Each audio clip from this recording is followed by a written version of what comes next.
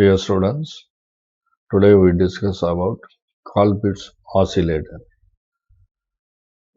In this Colpitt oscillator is LC type oscillator, as its tank circuit consists of inductor coil and the capacitor. In the Hartley oscillator, we have seen the tank circuit consists of two inductor coils and a single capacitor. But in the case of Colpitt's oscillator, the tank circuit consists of two capacitors C1 and C2 and single inductor coil. It also produces a sine wave in its output. The Colpitt oscillator tank circuit consists of two capacitors C1 and C2 and single inductor coil. It also produces a sine wave in its output. This Colpitt oscillator consists of three main parts. One is the tank circuit. The tank circuit produces the damped oscillations. And next is a feedback network. A part of the signal, the part of the wave produced by the tank circuit is again fed back to the amplifier. The amplifier amplifies the signal produced by the tank circuit and gives the undamped, the constant amplitude outputs. So it consists of an amplifier, a feedback network and a tank circuit. This Colpitt oscillator is basically amplifier with positive feedback. What is positive feedback? We have discussed. The positive feedback is represented by the gain, the transfer function A divided by 1 minus beta A, where A is the gain,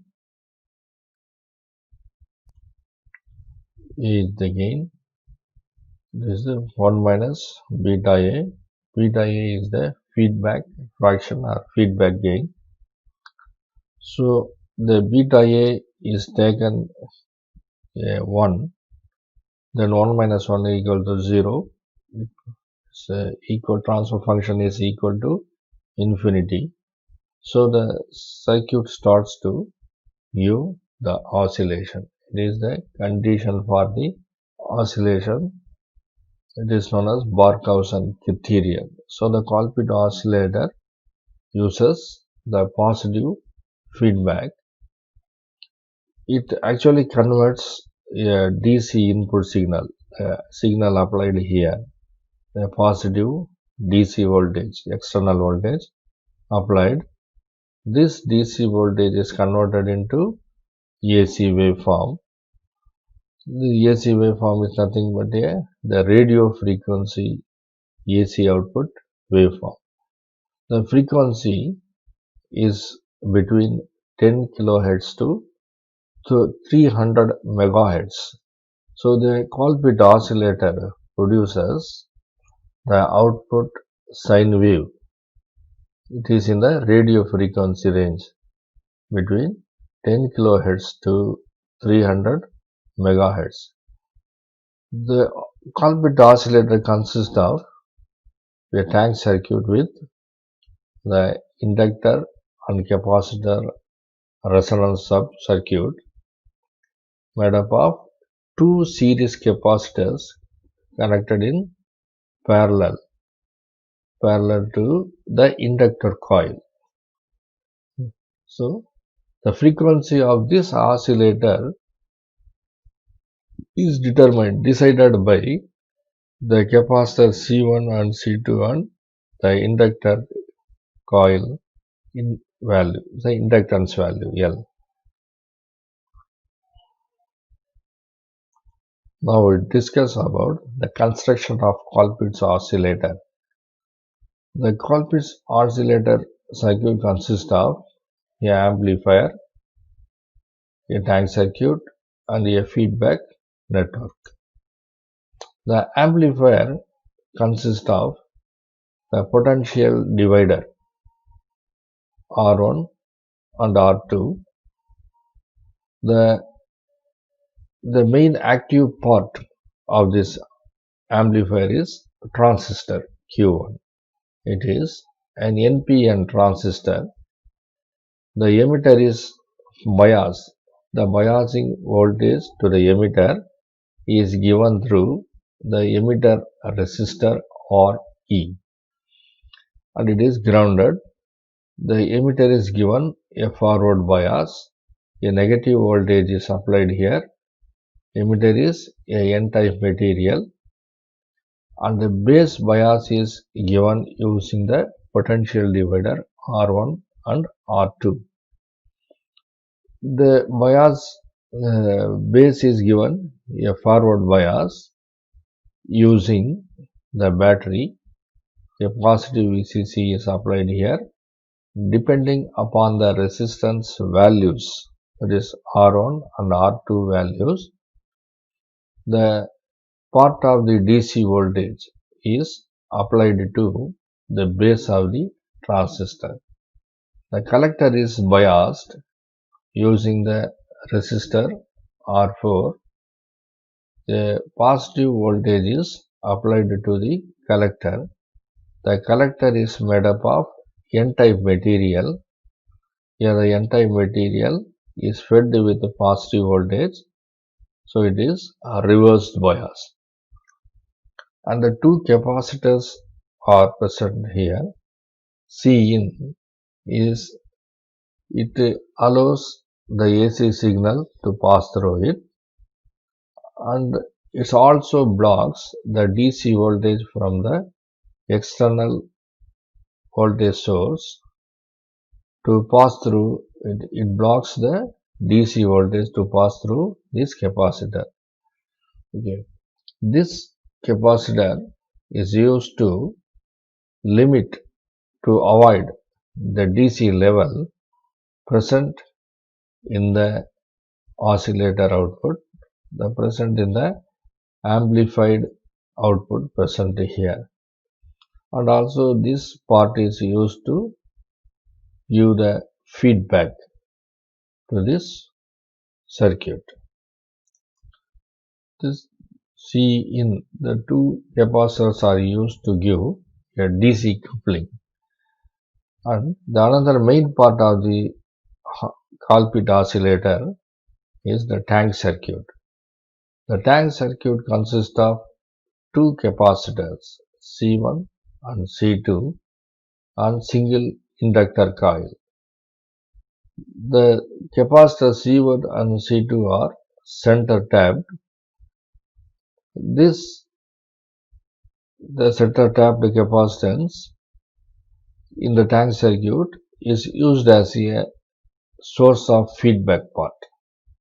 So the voltage or the waves across the capacitor C2 is fed back to the input of the amplifier. It acts as a feedback part. So this tank circuit generates damped sine wave. The part of the damped sine wave is fed to the input of the transistor. This transistor amplifies the amplitude and gives a constant amplitude sine wave in its output.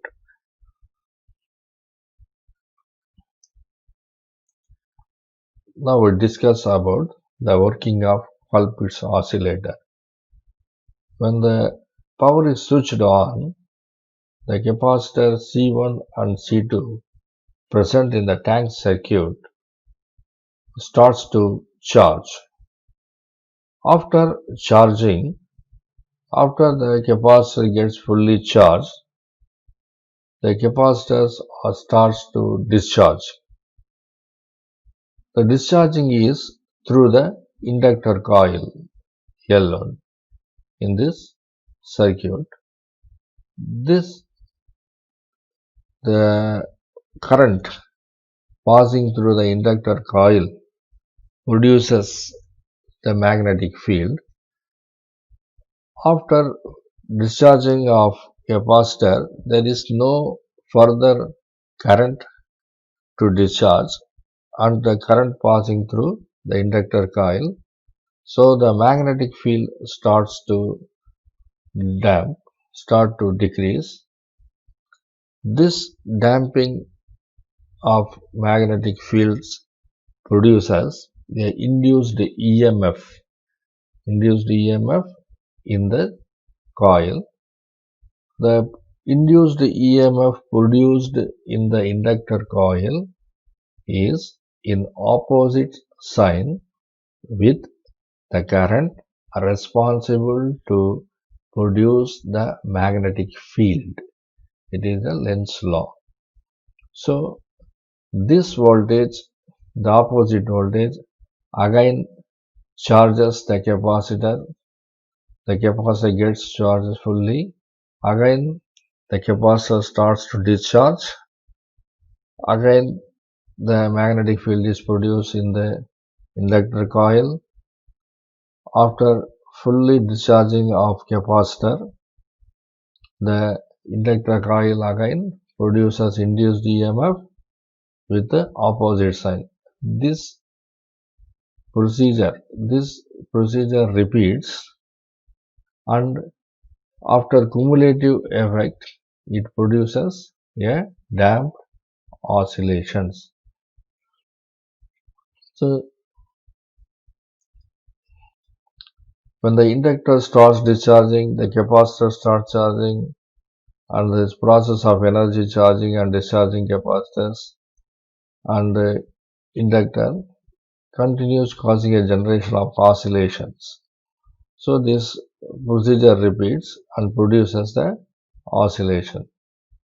And the frequency of the oscillation, the frequency of the wave produced by the Colpitts oscillator is determined using the resonant frequency of the tank circuit. This value, it depends upon the inductance of the inductor, the inductance value of the inductor, and the capacitance value of the capacitance.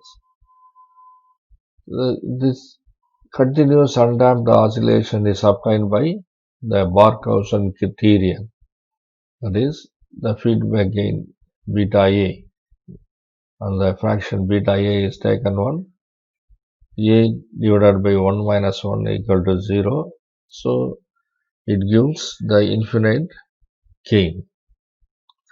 So this C2 this capacitor produces 180 degree phase shift, and this transistor amplifier again produces a 180 degree phase shift. So the total 360 degree or 0 degree phase shift is produced in the output.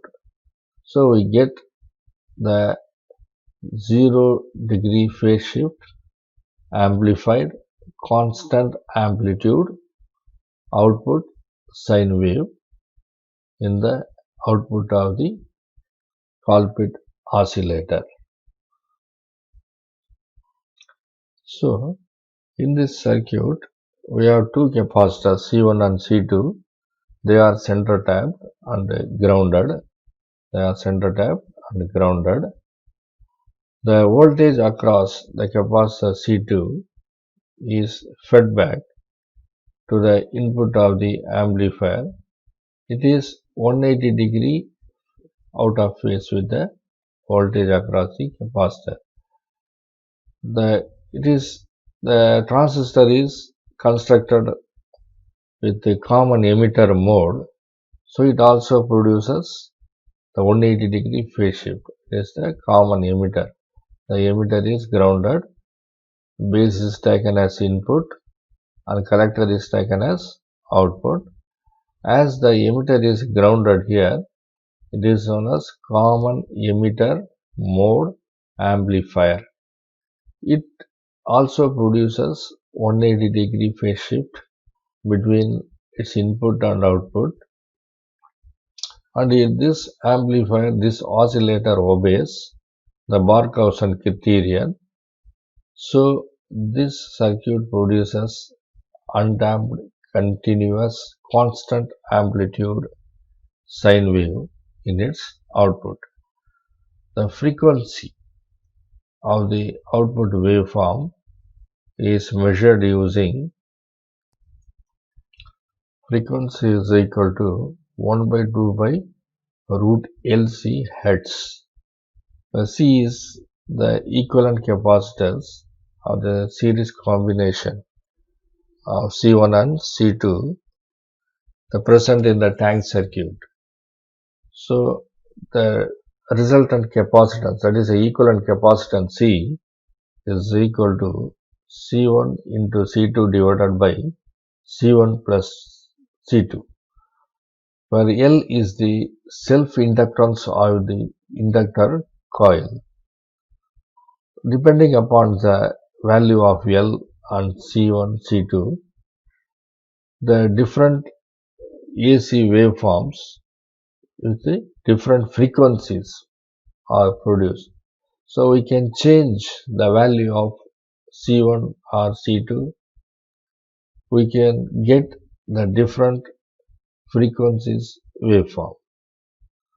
So the application of the Colpitts oscillator. The Colpitts oscillator is used to generate a sine wave with very high frequencies up to 300 megahertz, and so it is used to develop and the waves in mobiles, and it is used in radio communication, etc. So today we have discussed what is Colpitts oscillator and the construction of Colpitts oscillator and its working, and what are the applications of Colpitts oscillator.